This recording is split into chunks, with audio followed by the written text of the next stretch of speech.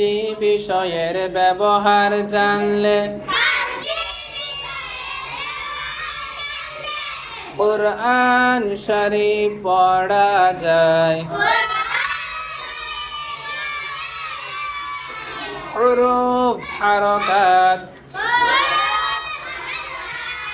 তানউইন, সুকুন, তাশদীদ, তারেকয়, পাঁচটি বিষয়ের ব্যবহার জানলে কুরআন শরীফ পড়া যায়। হুরুফ, হারকাত, তানউইন, সুকুন, তাশদীদ,